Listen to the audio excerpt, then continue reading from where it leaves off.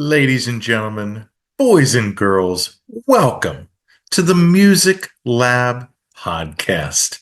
My name is Dogg, and I'm so excited to be back with all of you for another episode of the podcast. Our last day at South by, ladies and gentlemen, our day 5 recap is here for all of you. But before we get to that, don't forget to like, follow, and subscribe to our YouTube channel, our social media pages. That helps us. That helps the bands that we feature. Also, check out our sponsor, RAR Outfitters. That's RAWR. Outfitters.com. Don't just wear, RAR. So, ladies and gentlemen, like I said, this is day 5, our South by Southwest recap. Going to talk a little bit about stuff that happened yesterday that we found out on day 5, as well as then our plenty adventurous day here in Austin, Texas. Our 8th year here for South by Southwest. We definitely felt like traffic was much heavier. It seemed like crowds were heavier as well at the venues that we were at so far this week. So that's a good sign. Restaurants and bars that we went to seemed to be busy as well. Like the town is definitely buzzing as we wind down, like I said, with day 5. So let's jump right into it, ladies and gentlemen. So we started the day with news about Willie Nelson's Luck reunion and all of the excitement from that. We heard it through the grapevine. We heard it from people later in the day. I got some grainy video as well of some performances, but apparently the big news is that Arcade Fire showed up and played I think 9-song set, and they played 3 new songs. I thought the lineup overall was not solid this year. That's why we didn't try and get tickets, but there are always surprises like that that make it worthwhile. So that was the Luck reunion that happened yesterday, Thursday. But we started off our day at Arlen Studios, ladies and gentlemen. We were invited by the wonderful, wonderful ladies of Keystone Artist Connect. Kelby, Danielle, and Maddie. They are a management company based out of Pittsburgh, but they do showcases and shows and events all over the country. I think they said they've been doing South by events since 21 or 22, but it was an amazing time. Like words cannot describe.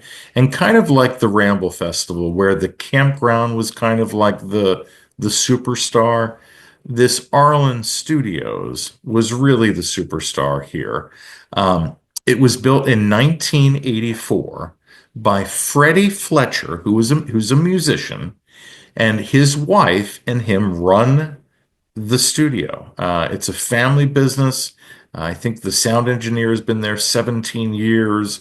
Somebody else has been there over 15 years.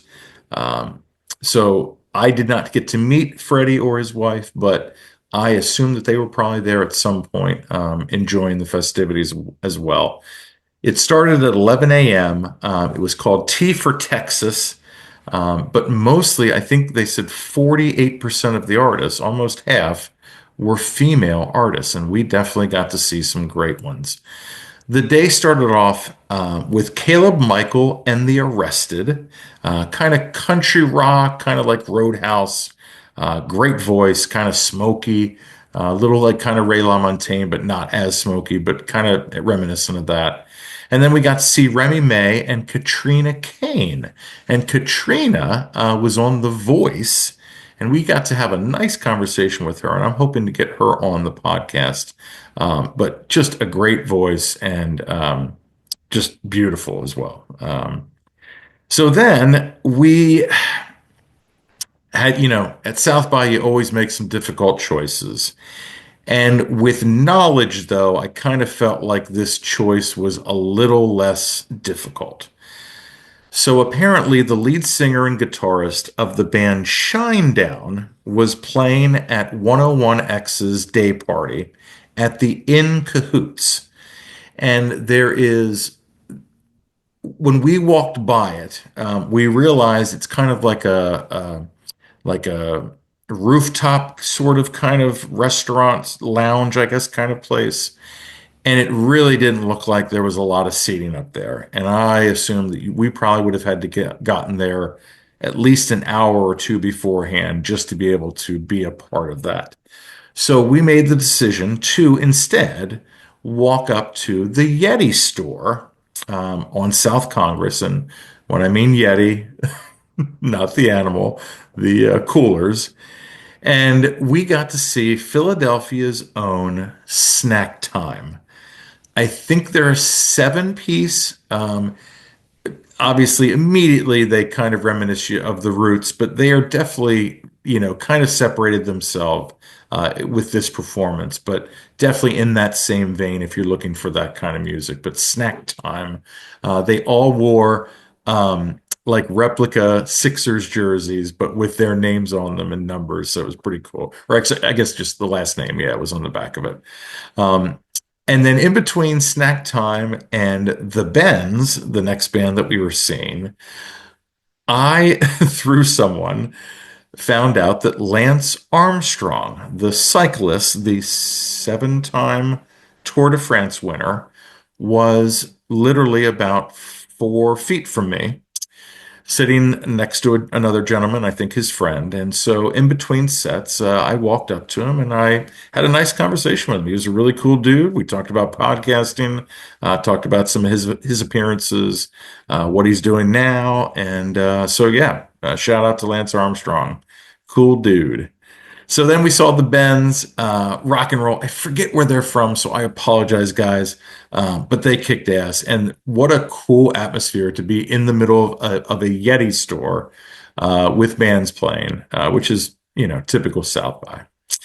And then we went back to Arlen Studios for the showcase because we wanted to see Kimmy Bitter again because we had seen her at Lazarus Brewing and we got to see Courtney Santana before her, who did a amazing version of Radiohead's Creep.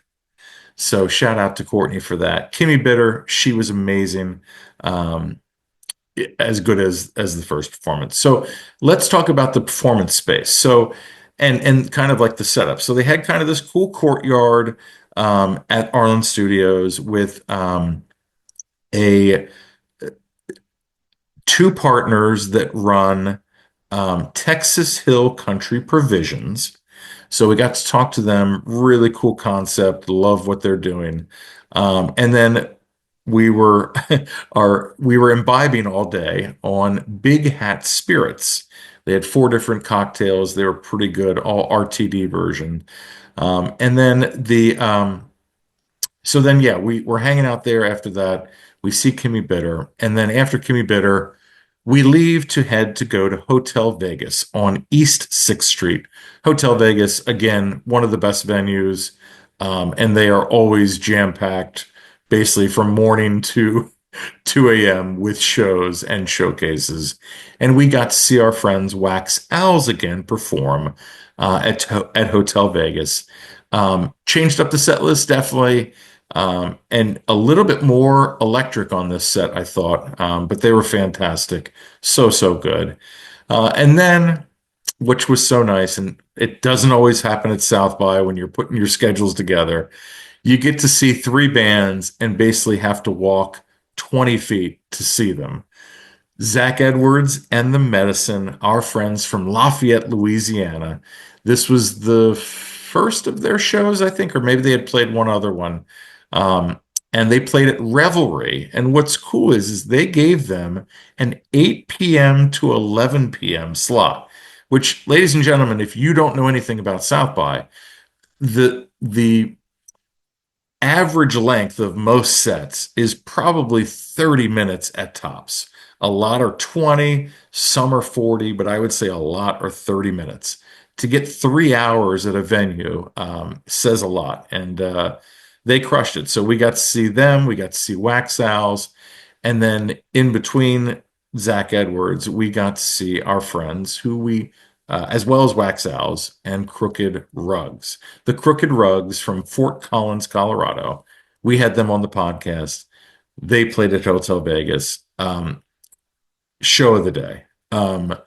Absolutely slayed it. I From their studio albums, you knew they could, kind of rock it. But I mean, it was just punch in your face, sonic, wall of sound. The vocals matched. It was just an incredible set. So thank you, Crooked Rugs, for just blowing my mind. Um, After that, we wanted to see Frankie and the Witch Fingers at Hotel Vegas, but they didn't play until 11:45. So we called it a night. It was a long day. We, had to fly out on Saturday. But what a day. Thank you, Arlen Studios. Thank you, Keystone Artists Connect. And thank you, all the bands. Oh, and then let me also say, I got to meet, I forget her name, but she was one of the founders of Armadillo World Headquarters, which they are big players in Austin. They are a promotion company. They do a lot for artists, a lot of local artists as well. So definitely look them out and support them any way you can. So there you have it, ladies and gentlemen. As you can see, another busy day at South by, and it wouldn't be South by without making some great connections, meeting a celebrity.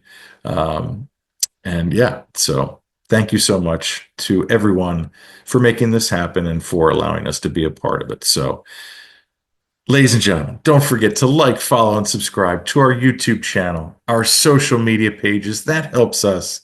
That helps the bands that we feature. Also, check out our sponsor, RAR Outfitters. That's RAWR, outfitters.com. Don't just wear, RAR. And as always, ladies and gentlemen, I've been Dog. You've been great. This is the Music Lab Podcast.